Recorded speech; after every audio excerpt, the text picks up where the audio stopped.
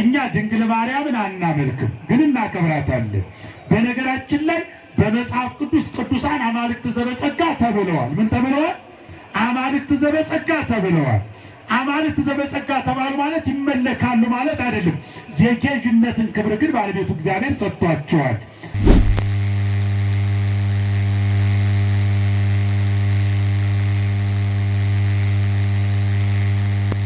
ምን ሆነ የምትለው ዓለምን የሚመግበውን ጌታ ልጅ ራበህ እንዴ ትለው ይሆን?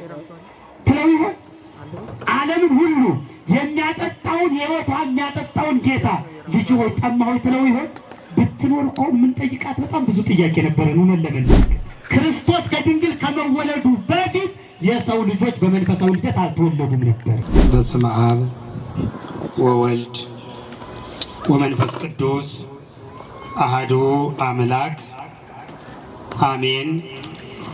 ዘመሃበ አብ ወልድ ዘበመንፈስ ቃል ዘበድንግል ሕፃን ዘበነቢያት ነቢይ ዘበሐዋርያት ሐዋርያ ዘበሰማዕታት አክሊል መምህር ሊቀ ማኅበር ውእቱ ኢየሱስ ክርስቶስ በአብ ዘንድ ልጅ በመንፈስ ቅዱስ ዘንድ ቃል በማርያም ዘንድ ሕፃን በነቢያት ዘንድ ነቢይ በሐዋርያት ዘንድ ሐዋርያ የሰማዕታት አክሊል የጉባኤው መምህር የቤተ ክርስቲያን ራስ መድኃኔ ዓለም ኢየሱስ ክርስቶስ ስላደረገልን ነገር ሁሉ ክብር ምስጋና ይድረሰው።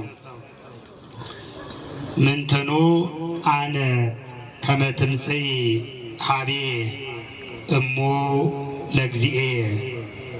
የልዑል እግዚአብሔር ቤተሰቦች የንጽሕተ ንጹሐን የቅድስተ ቅዱሳን የክብርተ ክቡራን የድንግል ማርያም የአስራት የአደራ የቃል ኪዳን ልጆች የቅዱሳን መላእክቱ ባለሟሎች የጻድቃን የሰማዕታት ወዳጆች ክቡራን የአድባራቱ መምህራን ሊቃውንተ ቤተ ክርስቲያን አይንተ እግዚአብሔር ካህናት አሃው ዲያቆናት በዚህ ስፍራ እግዚአብሔርን ለመስማት የታደማችሁ ሚመናኑ ሚመናት በልዑል እግዚአብሔር ፍጹም ሰላም እንደምን ዋላችሁ? ኧረ መዋል ቀላል አይደለም። እንደምን ዋላችሁ? እንደምን ለዚህ ሰዓት ደረሳችሁ? አሜን። እንድናመሰግን የረዳን የፈቀደልን ልዑለ ባህሪ ቅዱሰ ባህሪ ቸሩ አምላካችን እግዚአብሔር በድጋሚ ክብር ይመስገን። ወላዲተ አምላክ በምልጃዋ ቅዱሳን በጸሎታቸው አይለዩን። እንደ እግዚአብሔር መልካም ፈቃድ በዚህ ጊዜ የምንነጋገርበት የትምህርታችን ርዕስ የጌታዬ እናት በሚል ርዕስ እንማማራለን። ምንትኑ አነ ከመ ትምጽእ ሀቤ እሙ ለእግዚእየ። የጌታዬ እናት ወደ እኔ ትመጭ ዘንድ እኔ ምንድን ነኝ? የሉቃስ ወንጌል ምዕራፍ 1 ቁጥር 43 ላይ ያለ ኃይለ ቃል ነው። ትምህርታችን የሚያተኩረው ነገረ ማርያም ላይ ነው። በትምህርታችን ውስጥ 3 አበይት ጉዳዮችን እናነሳለን። የመጀመሪያው ስለ ንጽሕተ ንጹሐን፣ ስለ ቅድስተ ቅዱሳን፣ ስለ ክብርተ ክቡራን፣ ስለ ድንግል ማርያም መማር ለምን ያስፈልጋል የሚለውን ጉዳይ እናያለን። እንደሚታወቀው ኦርቶዶክሳዊት ተዋሕዶ ቤተ ክርስቲያን እመቤታችን ቅድስት ድንግል ማርያምን ከፍ አድርጋ ታከብራለች። የምታከብርባቸው ምክንያቶች ምንድን ናቸው? ይህን እናያለን። በሁለተኛ ደረጃ የእመቤታችን ምግባራት ወይም ተግባራት ለኛ ምን ፋይዳ አለው? ምንድነው ፋይዳው? ምንድነው ጠቀሜታው የሚለውን እናያለን። በሶስተኛ ደረጃ ክብረ ቅድስት ድንግል ማርያም የእመቤታችን ክብር እስከምን ድረስ ነው የሚሉትን እነዚህን ነጥቦች በጣም አጠር አድርገን እናይና ትምህርታችንን እንቋጭ ይሆናል። ለቅዱስ ኤፍሬም ለበላዔ ሰብ የተለመነች፣ ለአባ ጊዮርጊስ ዘጋስጫ ምስጢርን የገለጸች፣ ለቅዱስ ያሬድም ዜማን ያደላደለች፣ ለአባ ሕርያቆስም ቅዳሴን ያስተረጎመች እመቤታችን ንጽሕተ ንጹሐን ድንግል ማርያም ምስጢሩን ጥበቡን ልጇ ወዳጇ እንዲገልጽልን ተማልዳ ታማልደን። እንግዲህ ቃሉን ለትምህርታችን መነሻ ያደረግነውን ቃል የተናገረችው ሁላችሁ እንደምታውቁት የትህትና እናት መንፈስ ቅዱስ የሞላባት ቅድስት ኤልሳቤጥ ናት። እመቤታችን ወደ ኤልሳቤጥ ሄዳ ሰላምታ ስታቀርብላት ወአምሐታ ለኤልሳቤጥ ሰላምታ ስታቀርብላት ወመላ መንፈስ ቅዱስ ላዕለ ኤልሳቤጥ ይላል። በኤልሳቤጥ መንፈስ ቅዱስ ሞላባት። ምን አለባት? ምን አለባት? ጸጋን የተሞላሽ የተባለች እመቤታችን ናት። ምልዕተ ጸጋ ምልዕተ ክብር እመቤታችን ወደ አንዲት በእርጅናዋ እግዚአብሔር ወደ ገበኛት ቅድስት ሄዳ ሰላምታ ስትሰጣት ከምልዕተ ጸጋ ከድንግል ማርያም የወጣው ሰላምታ እነሆ ለኤልሳቤጥ ተረፈና ጸጋን ሞላባት። ምን ሞላባት? ምን ሞላባት? ወመላ መንፈስ ቅዱስ ላዕለ ኤልሳቤጥ በኤልሳቤጥ መንፈስ ቅዱስ ሞላ ይላል። መንፈስ ቅዱስ ሲሞላባት ምን አለች? መንፈስ ቅዱስ የሞላበት ምን ይላል? በነገራችን ላይ መንፈስ ቅዱስ ያደረበት ሰው የሚናገረው ምን እንደሆነ ትልቅ ምስክር ነው። ይሄ መንፈስ ቅዱስ ያደረበትና ያላደረበት የሚለየው በዚያ አንቀጽ ነው። በዚያ አንቀጽ ነው። ኤልሳቤጥ መንፈስ ቅዱስ ሲሞላባት እመቤታችንን እንዲህ አለቻት፣ ምንትኑ አነ ከመ ትምጽእ ሀቤ እሙ ለእግዚእየ። የጌታዬ እናት የማን ናት? እስቲ በሉ የማን ናት? ኧረ በደንብ በሉ። ስሟን እኮ ታውቃታለች። ይገርማል። ማርያም እንደምትባል ቤተዘመድ ናቸው። ቤተዘመድ ናቸው። በጣም የቅርብ ዘመድ ናቸው። ታውቃለች። ይልቁንም ደግሞ የካህኑ ሚስት ናት። እመቤታችን ደግሞ የኖረችው በቤተ መቅደስ ነው። በቤተ መቅደስ እያለች ጠንቅቃ ታውቃታለች። ማርያም ተብላ እንደምትጠራ ጠንቅቃ ታውቃለች። ግን ማርያም አይደለም ያለቻት። ማን አለቻት? ማን አለቻት? የማናት? እኛም ዛሬ የማናት እንላታለን? የጌታ እናት፣ እመ አምላክ የአምላክ እናት፣ እመ እግዚአብሔር የእግዚአብሔር እናት፣ እመ ብርሃን የብርሃን እናት እያልን እንጠራታለን። ይህን ጥሪ፣ ይህንን መልስ፣ ይህንን አጠራር ለኤልሳቤጥ የገለጠላት በእሱ ያደረ ምንድን ነው? መንፈስ ቅዱስ ነው። ማን የገለጠላት? የሰላምታሽን ቃል በሰማው ጊዜ አለች፣ ጽንሱ በማህፀኔ ምን ብሏል? ዘሏል። የምኑ ቃል? የምኑ ቃል? የሰላምታው ቃል። ስለዚህ ዛሬ የጌታችን እናት ለምን በቤተ ክርስቲያን እንዴት በቤተ ክርስቲያን እንደምትከብር በጣም በጥቂቱ እናያለን። የመጀመሪያው ስለ እመቤታችን ስለ ቅድስት ድንግል ማርያም መማማር ያስፈለገበት መሰረታዊ ምክንያት እግዚአብሔር ለሰው ልጆች የሰጠው ተስፋ ለመፈጸሙ ምልክትና ማረጋገጫ ስለሆነች እግዚአብሔር ለሰው ልጆች ተስፋ ሰጥቷል። የሰው ልጅ ለዘላለም በቁራኝነት እንደማይኖር በመንጸፈ ደይን ወድቆ በግራ አጋንንት እየተጠቀጠቀ ለዘላለም እንደማይኖር አንድ ቀን ነፃ እንደሚወጣ የተሰጠው ተስፋ የሚረጋገጠው በእመቤታችን ነው። ኦሪት ዘፍጥረት ምዕራፍ 3 ቁጥር 15 ላይ እንዲህ ይላል፣ በአንተና በሴቲቱ በዘርህና በዘሯ ጠላትነትን አደርጋለሁ፣ የሴቲቱ ልጅ አናት አናትን ራስ ራስን ይቀጠቅጣል፣ አንተም ሰኮና ሰኮናውን ትነድፋለህ የሚል ቃል አለ።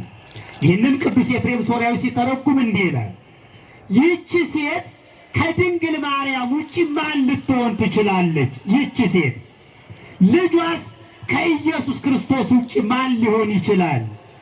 የእባቡን ራስስ የቀጠቀጠ ከሱ ውጭ ማን አለ ይላል። የእባቡን ራስ የቀጠቀጠ ማን ነው? ኢየሱስ ክርስቶስ ነው አይደል? የእባቡን ራስ የቀጠቀጠው እናት ደግሞ ማን ናት?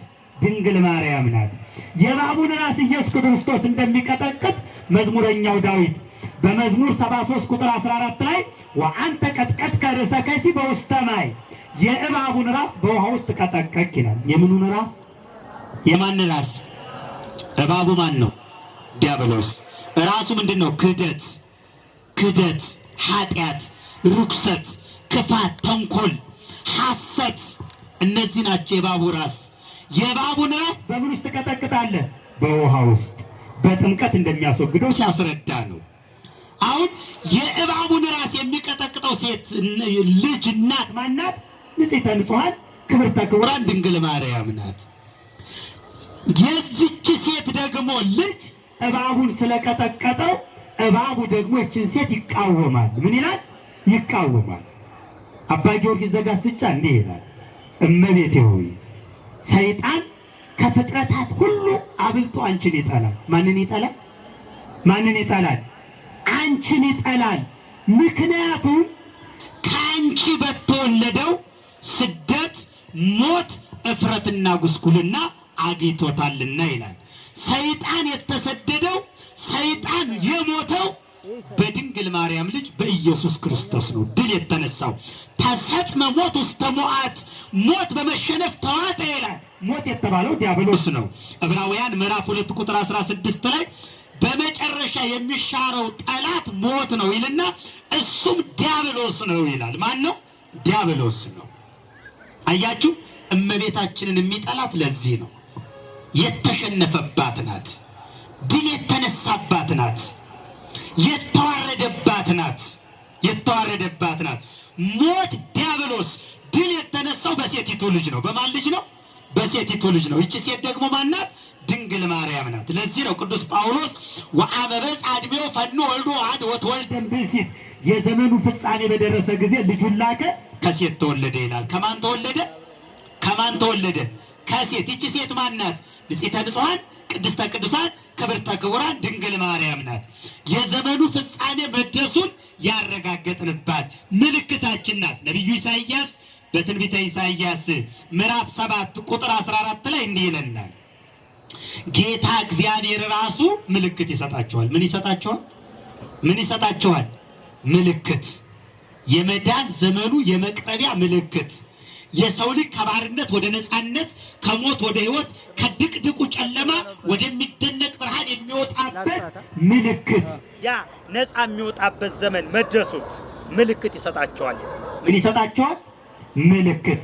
ይህች ምልክት ማናት ሲል እንዲህ ይላል፣ ድንግል በድንግልና ጸንሳ በድንግልና ትወልዳለች። ምልክቷ ማናት? ማናት? ድንግል ማርያም ናት ምልክቷ። ታላቁ ሊቅ አግናጢዎስ ምጥው ለአንበሳ ሰይጣን ድል የተነሳባቸው 3 ነገሮች አሉ ይላል። ስንት ነገሮች አሉ? 3 ነገሮች አሉ ይላል። አንዷ የመዳን ምልክት ሆነ የተሰጠችው የመጀመሪያዋ ሰይጣን ድል የተነሳባት እመቤታችን ናት ይላል። ማናት? እመቤታችን ናት። ሁለተኛው ሰይጣን ድል የተነሳበት መስቀል ነው። ምንድነው? መስቀል ነው።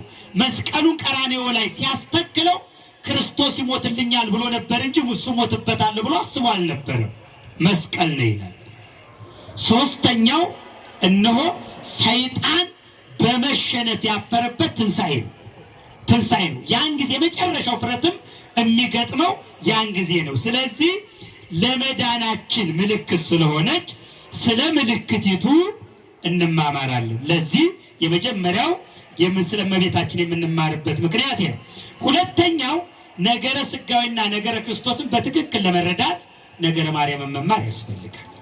ነገረ ክርስቶስን ያለ ነገረ ማርያም መረዳት አይቻልም። ይቻላል? ይቻላል? ክርስቶስ የሚለውን ስም ራሱ የምናገኘው በተዋህዶ ውስጥ ነው። ክርስቶስ ማለት ከሁለት አካል አንድ አካል፣ ከሁለት ባህሪ አንድ ባህሪ ማለት ነው። አኮ ለትስብእት ወአኮ ለመለኮት ወዝንቱ ስም። ይህ ስም ብቻ ለመለኮት ብቻ ለትስብእት የተሰጠ ስም አይደለም ይላል። ወኢይክሉ ፈሊጦቶ፣ ለሁለት መክፈልም አይቻልም ይላል። የተዋህዶ ስም ነው። ይህ ደግሞ የተከናወነው ማኅፀነ ማርያም ውስጥ ነው። እመቤታችን ይኩነኒ ስትል ቃል ምክንያት ቃሏን ምክንያት በማድረግ ያን ጊዜ ፈቃዷን ምክንያት አድርጎ ሰማያዊ ቃል ምድራዊ ሥጋን ተዋሃደ። ሰማይኒ ኮነ ምድር ወምድርኒ ኮነ ሰማይ፣ ሰማይ ምድር ሆነ፣ ምድር ሰማይ ሆነ። እመቤታችን ይህንን ምስጢር በማህፀኗ አስተናገደች። ምስጢረ ሥጋዌ አምላክ እንዴት ሰው ሆነ፣ እንዴት በምን አይነት መንገድ የሚለውን የምንረዳው ነገረ ማርያምን ስናውቅ፣ ነቢያት ሁሉ ሲፈልጓት የነበረችው እሷ ነው። ይእቲሰ መድኃኒት እንተ ሐሰስዋ ወኦድዋ ነቢያት፣ ነቢያት የፈለጓት መድኃኒት ይህች ናት ይላል። የፈለጓት መድኃኒት የፈለጓት በትንቢት በምሳሌ ሲገልጧት የነበረችው ሐመልማል ከነበልባል ጋር እያደረጉ ሲመስሏት የነበረችው ይቺ እመቤታችን ናት። ነገረ ክርስቶስን በሚገባ መረዳት የምንችለው ብዙ ሰው በነገራችን ላይ ነገረ ክርስቶስን ነጥለው ከነገረ ማርያም እንረዳለን ብለው ክደዋል። እነ ንስጥሮስ የካዱት ነገረ ክርስቶስን ከነገረ ማርያም ነጥለን እንይ ብለው፣ ሌሎቹም መናፍቃን የካዱት ነገረ ክርስቶስን ከነገረ ማርያም ለይተን እናያለን ብለው። ዛሬ ኢየሱስ የሚሉት ራሱ ኢየሱስ የሚለውን ስም መጀመሪያ ያወጣ ድንግል ማርያም ናት። ወትሰምዑ ስሙ ኢየሱስ፣ ስሙንም ኢየሱስ ብላ ትጠራዋለች ይላል። ማን ብላ መጀመሪያ ኢየሱስ ብላ የጠራች ማናት? ያው በመልአኩ የተነገረው አለ። ግን በስምንተኛው ቀን በአይሁድ ስርዓት መሰረት ስም ሲወጣ ምን ብላ ነው የጠራችው? ማናት የጠራችው? እናቱ ድንግል ማርያም ናት ኢየሱስ ብላ የጠራችው። ነገረ ክርስቶስን ያለ ነገረ ማርያም መረዳት በፍጹም አይቻልም። የ9 ወር ከ5 ቀን ቆይታ እንዴት ነው? እውነት ለመናገር እንዴት ነው በማህፀኗ የነበረው ያ ሰማያዊ አምላክ ዓለምን በመዳፉ የያዘ ሁሉን የያዘ በማህፀኗ ሲወሰን፣ ረቂቁ ሲገዝፍ፣ ግዙፉ ሲረቅ፣ ምሉ ሲወሰን፣ ውስኑ ሲሞላ፣ ሰማያዊ ምድራዊ ሲሆን፣ ምድራዊ ሰማያዊ ሲሆን፣ መላእክት ምስጋናን በማህፀኗ ሲያሰሙ፣ ድንግል ታጸንን ርእሳ መንገለ ከርሳ ወትሰምዕ ድምፀ መላእክት፣ ድንግል ዘንበል አድርጋ የመላእክትን ምስጋና በማህፀኗ ትሰማ ነበር ይላል። የምን ምስጋና? የመላእክት ምስጋና። ቅዳሴው ሲቀደስ ቤተ መቅደሷ እኮ እሷ ናት። ታላቁ ሊቅ ኤራቅሊስ ዘኪስኪስ እንዲህ ይላል፣ ኦ ከርስ ዘኮነ ባቲ እግዚአብሔር ካህነ፣ እግዚአብሔር ካህን ሆኖ ለቀደሰባት ማህፀን አንክሮ ይገባል ይላል። ሊቀ ካህኑ መቅደስ አደረጋት። ምኑ? ሊቀ ካህኑ። ሰማያዊ ምስጋና በማህፀኗ ተከናወነ። ድንግል ማርያም አለ ቅዱስ ዮሐንስ አፈወርቅ ሰማይን ለማየት ቀና ማለት አይጠበቅባትም። ለምን? ሰማይን በመዳፉ የያዘ ጌታ በማህፀኗ አለና። ሰማይን ፍለጋ ቀና ማለት አይጠበቅባትም። እኔና እናንተ ሰማይን ለማየት ቀና ማለት ይጠበቅብናል። ድንግል ማርያም ግን ሰማይን በመዳፉ የያዘ ጌታ በማህፀኗ ስለሆነ ያንን ምስጋና የምትሰማው ምን ብላ ነው? ዘንበል ብላ ነው። ምን ብላ ነው? ዘንበል ብላ ነው። አዘንብላ ነው የምትሰማው ያንን። ስለዚህ ነገረ ክርስቶስን ነገረ ሥጋዌ መረዳት የሚቻለው በነገረ ማርያም። ሶስተኛው ምስጢረ ሥላሴን በሚገባ ለመረዳት ነገረ ማርያምን መማር ያስፈልጋል። ምንን ለመረዳት? ምስጢረ ሥላሴን። አባ ጽጌ ድንግል በማህሌተ ጽጌው እንዲህ ይላል፣ በላዕሌኪ ወበዮርዳኖስ ወበታቦር 60 ጊዜያተ ወአልቦ ተውሳከ ወአልቦ ሕጸተ ለውሉደ ሰብእ ያሪዘ ሥላሴው ገጻተ። በላዕሌኪ በአንቺ፣ በዮርዳኖስ በታቦር ሦስትነቱን መጉደልና መጨመር የሌለበትን እንዘያጽጽም ላሉ ወይትየሰክም ታቱ ሀደረ ውስተ ከርስኪ ነዋ። ከላይ ሳይጎድል ከሦስትነት ወደ ሁለትነት፣ ከታይ ሳይጨመር ሥጋ ለመለኮት ሁለተኛ ለአካል አራተኛ ሳይሆነው በድንግል ማርያም የተከናወነው መጉደልና መጨመር የሌለበት፣ መጉደል ከሦስትነት ወደ ሁለትነት ማነስ ሳይኖርበት፣ መጨመር ከሦስትነት ወደ አራትነት ከአንድነት ወደ ሁለትነት መጨመር ሳይኖርበት በማህፀኗ ያደረው የመጀመሪያው በአንቺ ነው አለ። በማን የተገለጠው? በእመቤታችን ነው። ቅዱስ ገብርኤል ወደ እመቤታችን መጥቶ ምስጢረ ሥላሴን እንዲህ ነው የገለጠላት። መንፈስ ቅዱስ በአንቺ ላይ ይመጣል አላት። ማን ይመጣል? መንፈስ ቅዱስ አንዱን አካል። የአብ ኃይሉም ያጸናሻል አላት። ሁለተኛው አካል ማን ነው? አብ ነው። ኃይለ ልዑል ወልድም ሥጋሽን ይለብሳል አላት። ወልድ ከአንቺ ምን ይሆናል? ሰው ይሆናል አላት። ምስጢረ ሥላሴን በጎላ በተረዳ መንገድ ገለጸላት ማለት ነው። ሚስጥረ ሥላሴ በሚገባ ለመማር ነገረ ማርያም አስፈላጊ ነው። ለዚህ ነው ሊቁ ወአልቦ ዘአይመሮሙ ለስሉስ ቅዱስም ቅድመ ተሰገው ወልድ ዋሕድም ቅድስት ድንግል። ወልድ ዋሕድ ከመቤታችን ሰው ከመሆኑ አስቀድሞ በጎላ በተረዳ ፍጹም አይታወቅም ማለት አይደለም። በጎላ በተረዳ ነው። እነ አብርሃም አውቀዋል፣ ሌሎችም ቅዱሳን አውቀዋል፣ እነ ሙሴ አውቀዋል፣ ተገልጦላቸዋል። ግን እግዚአብሔር በብሉይ ኪዳን በሰፊ የገለጠላቸው አንድነቱን እንጂ ሶስትነቱን በሰፊው አልገለጠላቸው። ሊቃውንት ይህን ሲያብራሩ ምን ይላሉ? በዙሪያቸው የነበሩ ያው አንድነቱንም አብዝቶ የገለጠው ለአይሁድ ነው። በዙሪያቸው የነበሩ አሕዛብ ብዙ አማልክትን ያመልኩ ስለነበረ አይሁድም አንድ አምላክ ብቻ እንደው እያሉ ይቆጩ ነበረ። በርከት ያለ አምላክ እንዲኖራቸው ይፈልጉ ነበርና ስለዚህ አንድነቱን ብቻ አስረግጦ ነገራቸው። አበው ሲናገሩ ምን ይላሉ? በደንባራ በቅሎ ቃጭል ተጨምሮ እንዲሉ ሶስትነቱን ገልጦላቸው ቢሆን ሶስት አምላክ ባሉን ነበርና ሶስት አምላክ አለን ባሉ ነበርና ይላሉ። ለዚህ ሊጠብቃቸው እንዲጠፉበት ስለማይፈልግ እግዚአብሔር ለወዳጆቹ ሶስትነትን በልዩ ልዩ በብዙ ብር አምላሳል በብዙ ብር መልክ ተገልጦላቸዋል። በጎላ በተረዳ ነገር ግን ሚስጥረ ሥላሴ የተገለጠው በዘመነ ሥጋዌ በዘመነ አስተርእዮ ነው። አስተርእዮን ስንተረጉም አንዱ አስተርእዮ ሚስጥረ ሥላሴ አብ በደመና ሆኖ ወልድ በክበበ ትስብእት ሲጠመቅ መንፈስ ቅዱስ በአምሳለ ርግብ ሲወልድ በዮርዳኖስ በደብረ ታቦር ደግሞ እንደዚሁ ለሐዋርያቱ ሚስጥረ ሥላሴን ገለጸ። ሚስጥረ ሥላሴን በሚገባ ለመማር ነገረ ማርያም አስፈላጊ ነው። ምን አስፈላጊ ነው? ነገረ ማርያም አስፈላጊ ነው። ማኅደረ አብ፣ ማኅደረ ወልድ፣ ማኅደረ መንፈስ ቅዱስ ናት። ይሄን ስንል ግን አብን ወልድን መንፈስ ቅዱስን ወልዳለች እያልን ግን አይደለም። ይመናል። ልብ በሉ። እነሆ በልዩ አካል ከድንግል ማርያም ሥጋን የተዋሃደው በተለየ አካሉ ወልድ ነው። ታላቁ ሊቅ ቅዱስ ጎርጎርዮስ ነባቤ መለኮት እንዲህ ይላል፣ አብና መንፈስ ቅዱስ ሥጋ ለመሆን በማኅፀነ ማርያም አላደሩም ይላል። ሥጋ አልሆኑም ማለት ነው።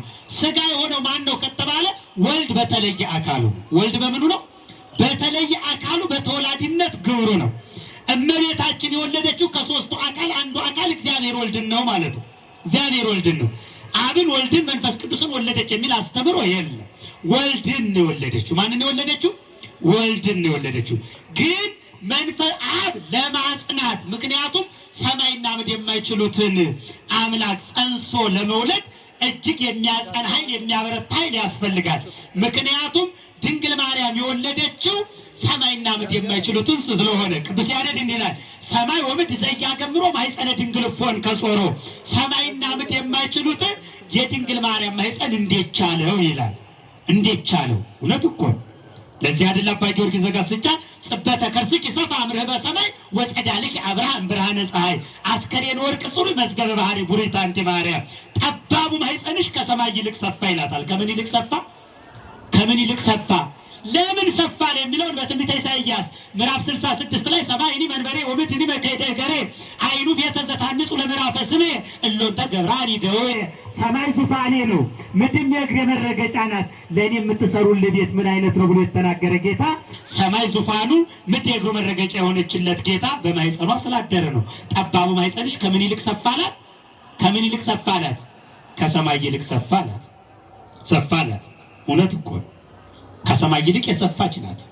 ሊቁ ቅዱስ ያሬድ እንዲህ አለ፣ ክልኤቱ አእሩግ አመበከዩ ብካይ ረከቡ ወለተ ዘታስተሰሪ ጌጋዬ ለወንጌላውያን ኩልነ ዘኮነተነ ምጉያዬ ኢያቄም ወሐና ወለዱ ሰማይ ሰማዩ ሙን ያስረቀ ፀሐይ። ሁለቱ ሽማግሌዎች እውነተኛ ሐዘንን ባዘኑ ጊዜ ኃጢአትን የምታስተሰሪ በደልን የምትደመስስ ልጁን ወለዱ። ኢያቄምና ሐና ሰማይን ወለዱ ይላል። ምንን ወለዱ? ምንን ወለዱ? ሰማያቸውም ፀሐይን አወጣች ይላል። ምንን አወጣች? ፀሐይን አወጣች። ፀሐይ በሰማይ ይወጣል። በምን ይወጣል? በሰማይ ይወጣል። ሰማይ ከተባለ ድንግልም ፀሐይ ጽድቅ ኢየሱስ ክርስቶስ የብርዳችን ሙቀት፣ የጨለማችን ብርሃን፣ የውድቀታችን ትንሣኤ፣ የስብራታችን ጥገና፣ የረሃባችን ጥጋብ፣ የራቁትነታችን ልብስ፣ የጥማችን እርካታ ፀሐይ ጽድቅ ኢየሱስ ክርስቶስ ከድንግል ማርያም ተወለደ። ስለዚህ ሰማይ አላት ከሰማይም በላይ ናት። እንደገና ከምን በላይ ናት? ከሰማይ በላይ ናት። እንደውም ሊቁ አባ ጊዮርጊስ ዘጋስጫ የሚገልጥባት ቢያጣ የሚመስልበት ቢያጣ በአንድ ሐረግ እመቤታችንን ወስኖ ገለጠ። እንዲህ አላት።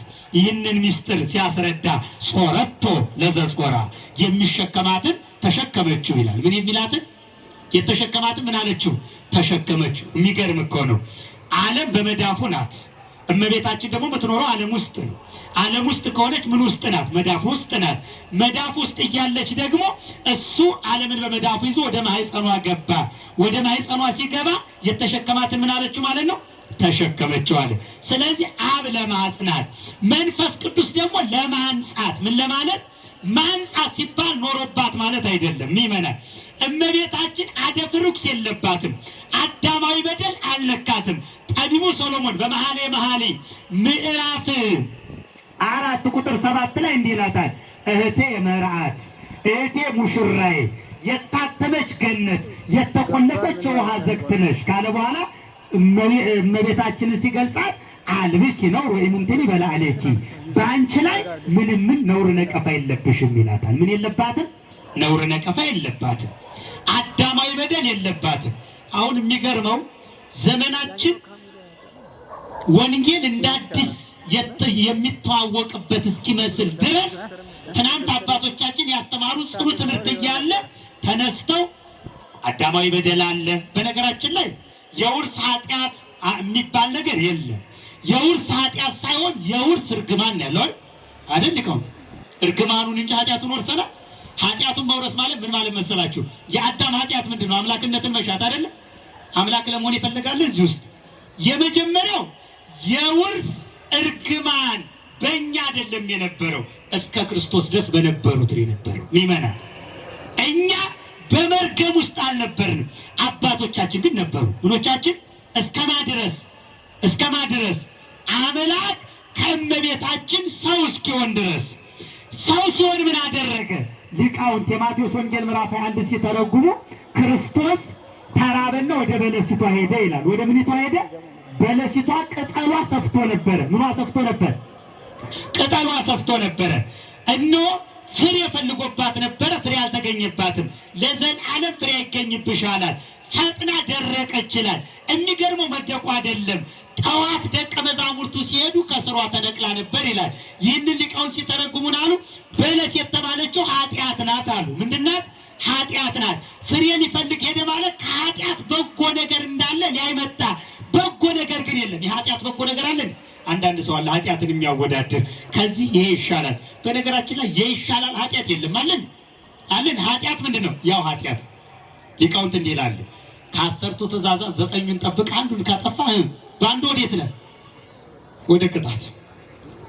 አያችሁ፣ 9ኙን ጠብቃል፣ 10ሩንም ካልጠበቅ ከፍርድ ነፃ አይደለም ማለት ነው። ስለዚህ ምን አለ ይላል፣ ሰፍታ ነበር ማለት ሰውን ሁሉ ተቆጣጥራ ይዛ ነበረ። የሰው ልጅ ሁሉ በዚህ እርግማን ውስጥ ይኖር ነበረ። ለዘላለም በአንቺ የሚያዝ አይኑር አላት። አዳማዊ በደል ይጥፋ አለ ማለት ነው። ከዚያ ምን አለ? ደረቀ አለ። የደረቀ ነገር አያፈራም አይደለ? ካላፈራ ደግሞ ይቀጥላል። ለምሳሌ አንድ ዛፍ አምሳያውን ለመተካት ምን ማለት አለበት? ፍሬ ሊኖረው ይገባል አይደለ? ፍሬ ይገኝብሽ አለ። ለምንድን ነው ፍሬ ይገኝብሽ አለ? ለዘላለም ከእንግዲህ በኋላ በአንቺ የሚያዝ የሚጠየቅ አይኑር ሲል፣ በአንቺ የሚያዝ በአንቺ የሚጠየቅ አይኑር አለ። ፈጥና ደረቀች። ከዚያ ከስሯ ተገርስሳ ወደቀች። በቃ አዳማዊ በደል የሚባል ይሄ። አሁን የተቸገርነው ጉባኤ ቤት ያልዋሉ፣ ሚስጥር ያላደላደሉ፣ የፊደል ሰረገር ላይ ያለዩ፣ ሚዲያውን የተቆጣጠሩ፣ እኛም ጆሮ የሰጠናቸው በእጃችን የምናጨበጭብላቸው ፈጣኖቹ የንቢጤዎቹ መጡና በቃ አዳማዊ በደል አለ። አልፎ ተርፎ ደግሞ እመቤታችንንም እሺ ሰውን ይበሉ፣ ሌላውን ይበሉ፣ እመቤታችንን ድፍረት እኮ ነው እናንተ፣ ድፍረት እኮ ነው። አልብኪ ነው ወይም እንትን ይበላለኪ፣ በአንቺ ላይ ምንም ነውር ነቀፋ የለብሽም ነው ያላት። ነውር ነቀፋ የለባትም። አደፍ ርኩስ የሚባል እመቤታችንን አልነካትም። እንዲህ ይላል ቅዱስ አትናቴዎስ፣ አቀባ ጰራቅሊጦስም ከርሰማ ወኢረኩሰት በምንትንም ጽቡር ጽሩ የገብራ፣ ገና በእናቷ ማኅፀን ሳለች መንፈስ ቅዱስ ጠበቃት ይላል። ማን ጠበቃት? መንፈስ ቅዱስ ጠበቃት። ከምንድን ነው የጠበቃት? ከእናት ደም ከአባት ዘር ከእናት ደም ተነስቶ ስትጸነስ ያን ጊዜ በዘር በሩካቤ የሰው ልጅ ሲቆራኝ የነበረውን ቁራኝነት እንዳይደርስባት አደረገ እግዚአብሔር መንፈስ ቅዱስ። መንፈስ ቅዱስ ለአንጾ የተባለው መጠበቅ ማለት ነው። አንድም ስጋዋን ለማክበር ነው። አንጽሐ ከበረ ይሆናል። በግዙ ምስክርነት ሊቃውንት አንጽሐ ከበረ እንደሚሆን መዝሙረ ዳዊትን ጠቅሰው ወስዓርኮም ንጹሕ ከክብሩ ሻርከ የሚል ምስክርነት ጠቅሰው ክብር ብለው ተርጉመውታል። ለማክበር ስጋዋን። አዎ በተዋህዶ ከበረ አይደለም ምንለው። የኛ ስጋ የባህሪ አምላክ ሆነ። አምላክ ገንዘቡ አደረገው። የኛ ስጋ ራሱ አምላክ ነኝ ብሎ እንዲናገር ቻለ አይደል? እንዲናገር ቻለ። ስለዚህ አነጻ ሲባል ኖሮባት ማለት አይደለም። ቅዱስ ያሬድ አንጽሖ ሥጋሃ ቀድሶኪሃ ሀደረ ክብሩ፣ ጥንተ በደል ጥንተ መርገም አዳማዊ በደል የለባትም። ለዚህ ምስክራችን ማን ነው? ቅዱስ ገብርኤል ነው። እመቤታችንን ለማብሰር ሲሄድ 4 የሰላምታ ቃላት አቅርቦላታል። 4ቱም ግሩማን ቃላት ናቸው። የመጀመሪያው ቃል ደስተኛይቶ ደስ ይበልሽ የሚለው ተፈሥሒ ፍሥሕት ነው። ደስተኛይቶ ምን ይበልሽ? ደስ ይበልሽ። ደስታ ከሰው ልጅ ከራቀ ሰነባብቷል።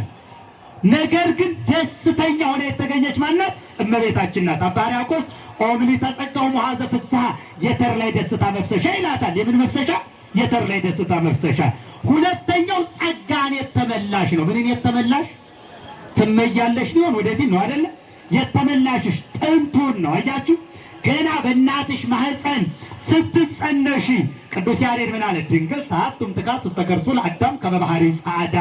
ድንግል እንደ ነጭ ዕንቁ በአዳም ባህሪ ውስጥ ከጥንት ጀምሮ ታበራ ነበር ይላል። የምታበራ ነጭ ዕንቁ ናት። እነሆ ብርሃንነቷ የጠፋባት አልነበረችም። ንጽሕናዋ የጎደለባት አልነበረችም። ስለዚህ መንፈስ ቅዱስ ለአንጽሖ ሲባል አደፍርክስ ኖሮባት ለማንጻት አይደለም ማለት ነው፣ ለማክበር ነው። ምን ለማለት ነው? ለማክበር ነው።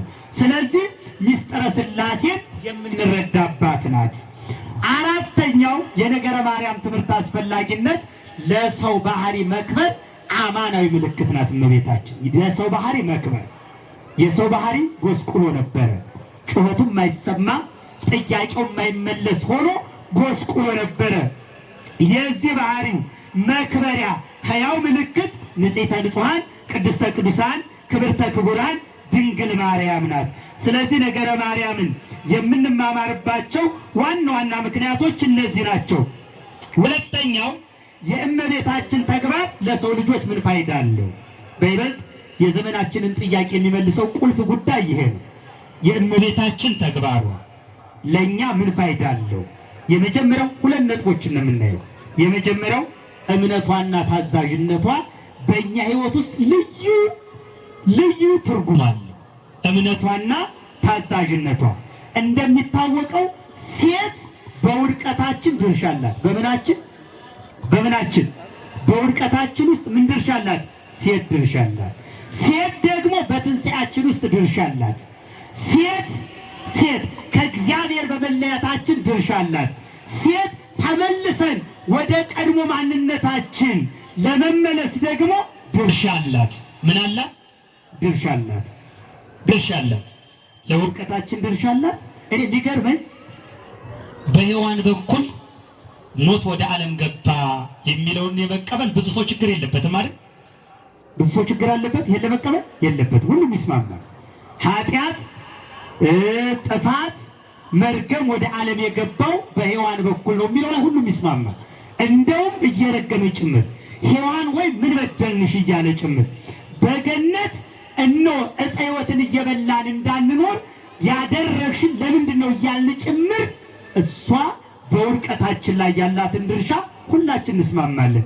ነገር ግን በጣም የሚገርመው ሴት በመዳናችን ውስጥ ድርሻ አላት ለሚለው ግን ብዙ ሰው ጥያቄ ያነሳል። ለውድቀታችን ሴት አስተዋጽኦ ካደረገች ለትንሣኤያችን ለድነታችን ሴት አስተዋጽኦ ብታደርግ ምንድን ነው ክፋቱ? በነገራችን ላይ በሴት የወደቀው የተነሳው በምንድን ነው? በሴት የወደቅነው በሴት ነው። የተነሳ ነው በምንድን ነው? በሴት በኩል ነው። ቅዱስ ኢሬኔዎስ እንዲህ ይላል፣ በእግዚአብሔር የማዳን ዕቅድ ሂደት ድንግል ማርያም ለእግዚአብሔር ቃል ታዛዥ ሆና ተገኘች። እነሆ የጌታ ባሪያ እንደ ቃል ይሁንልኝ አለች። ሔዋን ግን የማትታዘዝ ነበረች። ምን የማትል ነበረች? ሔዋን የማትታዘዝ ነበረች። ድንግል ሳለች ለእግዚአብሔር ቃል አልታዘዘችም ነበር። ምን ሳለች? ሔዋን ስትበድል ምን ነበረች? ድንግል ነበረች። ካለመታዘዟ የተነሳ ለእርሷም ለመላው የሰው ዘር የሞት ምክንያት ሆነች። ድንግል ማርያም ግን ራሷን ለእግዚአብሔር በመስጠቷ ለቃሉ በመታዘዟ ለእርሷም ለመላው የሰው ዘርም የመዳን ምልክት ሆነች። የምን ምልክት ሆነች? ያቺ ሔዋን ባለመታዘዟ ምክንያት ለሷም ለመላው ዓለምም የምን ምልክት ሆነች? የሞት። ይችኛዋ ድንግል ደግሞ ዳግማዊት ድንግል ዳግማዊት ሔዋን እመቤታችን ደግሞ በመታዘዟ ምክንያት ለመላው ዓለም የድነት ምን ሆነች? ምክንያት ሆነች፣ ምልክት ሆነች። የሔዋን ለእግዚአብሔር ቃል ባለመታዘዝ ምክንያት ያገኛት የኃጢአቷ ማሰሪያ በድንግል ማርያም መታዘዝ ተፈታ ይላል። በማን መታዘዝ? በድንግል ማርያም መታዘዝ። ይሄ ካሳ የምንለው ቤዛ የምንለው ምትክ የምንለው ይሄ ነው። በሔዋን ምክንያት ባለመታዘዟ ምክንያት ወደ ዓለም የገባው ኃጢአት፣ ወደ ዓለም የገባው እርግማን፣ ወደ ዓለም የገባው ቅጣት የተወገደው በዳግማዊት ሔዋን በድንግል ማርያም መታዘዝ ነው። ድንግል የነበረችው ሔዋን እግዚአብሔርን ባለማመኗ ምክንያት በሰው ልጅ ላይ ያመጣችው በጽኑ ማሰሪያ ያሰረችውን ድንግል ማርያም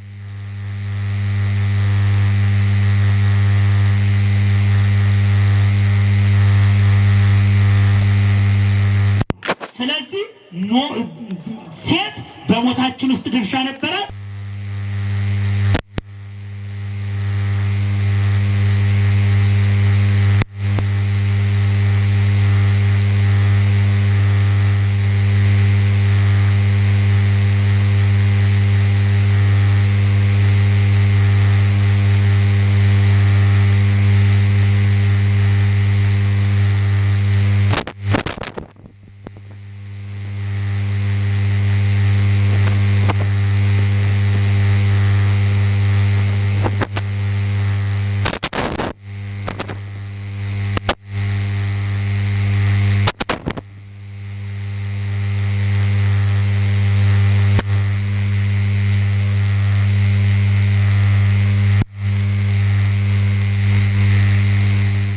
ወለደች።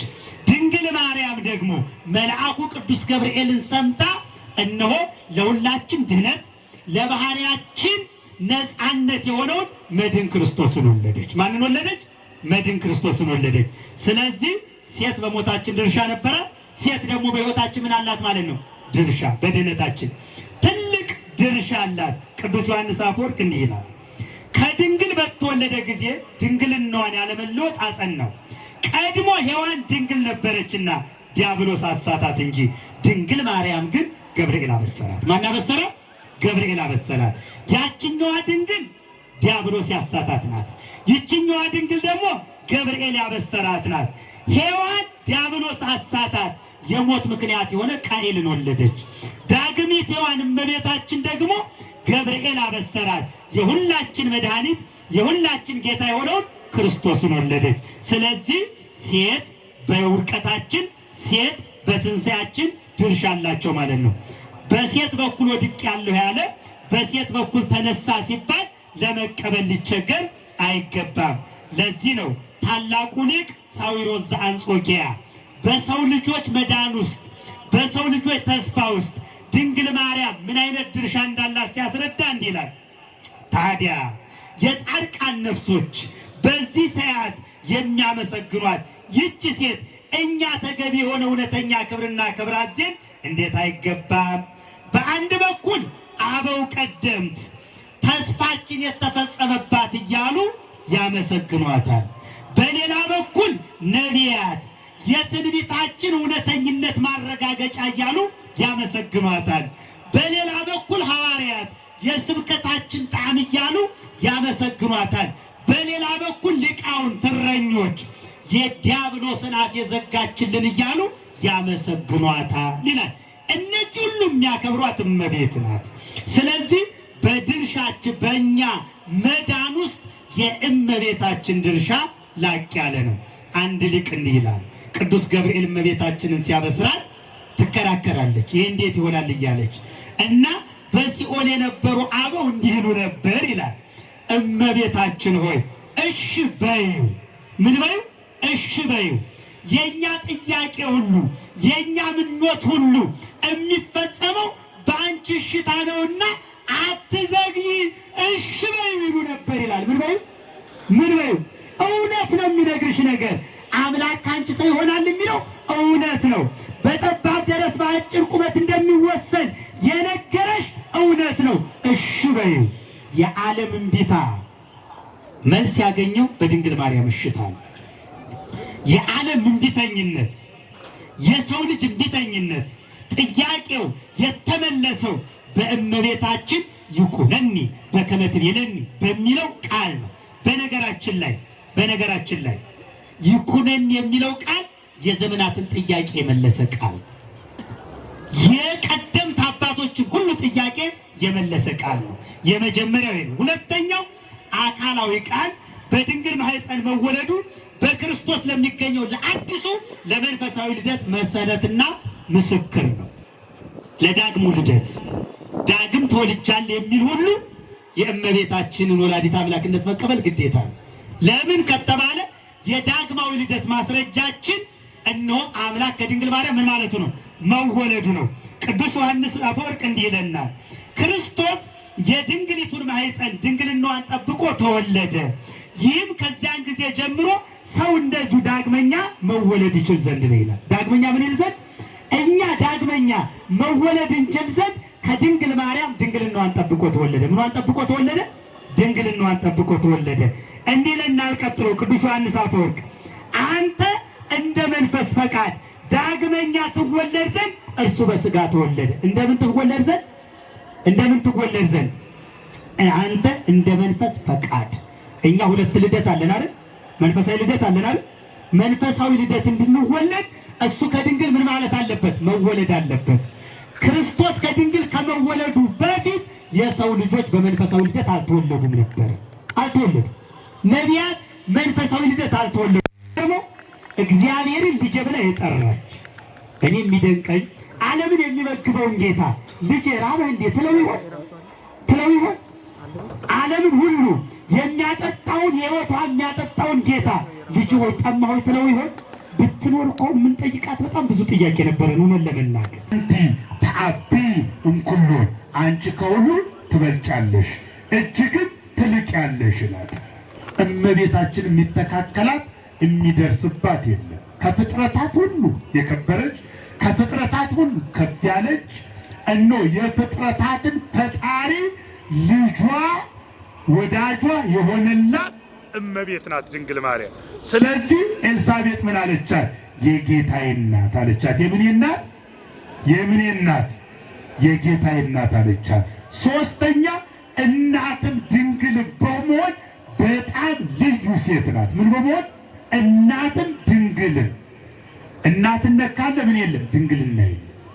ድንግልና ካለ እናትነት የለም። አሁን በዚህ ዘመን ያሉ ሴቶች ድንግል ሊሆኑ ይችላሉ። ድንግል ከሆኑ ምን የላቸው? ልጅ የላቸው። ልጅ ካላቸው ምን የላቸው? ድንግልና የላቸው። ይሄ ብቻ አይደለም። የዚህ ዓለም ሴቶች በስጋ ድንግል ሊሆኑ ይችላሉ። ያውም አጠያያቂ ነው። በአሁኑ ዘመን ድንግልና አይደል? ጥያቄ ነው። ርዕሳችን አይደለም እንጂ በጣም ጥያቄ ነው። በዚህ ዘመን እግዚአብሔር ለክብር የፈጠረውን አዋርደን ራሳችን ያጎሰቆል ብዙዎች ነው። እመቤታችን ግን በሐሳቧም ድንግል ነው። የመጽነስ የመውለድ ፕሮግራም የላትም። ቅዱስ ገብርኤል ትጸንሻለሽ ሲላት ምንድን ነው ያለችው? እንዘ ኢየአምር ብእሴ። ቅዱስ ሳዊሮስ ዘአንጾኪያ የተዘጋ አንቀጽ ይለዋል። ይህንን ቃል የተዘጋ ነው። እነሆ ወንድ ስለማላውቅ። በነገራችን ላይ አንዳንድ የአማርኛ ትርጉሞች ወንድ ሳላውቅ ይላል። ይሄ መታረም አለበት። ስለማላውቅ ነው። የማወቅ እቅድ ፕሮግራም የላትም እመቤታችን። ለዚህ ነው ወትረ ድንግል እነ ነቢዩ ሕዝቅኤል ወደ ምስራቅ ወዳለው ደጃፍ ወሰደኝ፣ አዲስ አዳራሽ በድንቅ ቁልፍ ተቆልፎ አሳየኝ። ይህ አዳራሽ እንደተዘጋ ይኖራል፣ የሰራዊት ጌታ እግዚአብሔር ሳይከፍት ገብቶ ሳይከፍት ወጥቶበታልና። ይህች አዳራሽ ድንግል ማርያም ናት።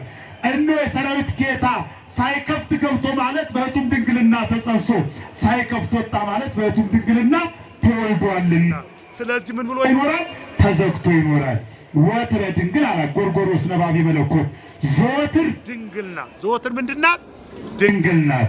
ስለዚህ ኦርቶዶክሳውያን የጌታ እናት፣ የአምላክ እናት፣ የብርሃን እናት ብለን እናከብራታለን። እኛ ድንግል ማርያምን አናመልክም፣ ግን እናከብራታለን። በነገራችን ላይ በመጽሐፍ ቅዱስ ቅዱሳን አማልክት ዘበጸጋ ተብለዋል። ምን ተብለዋል? አማልክት ዘበጸጋ ተብለዋል። አማልክት ዘበጸጋ ተባሉ ማለት ይመለካሉ ማለት አይደለም። የጌጅነትን ክብር ግን ባለቤቱ እግዚአብሔር ሰጥቷቸዋል።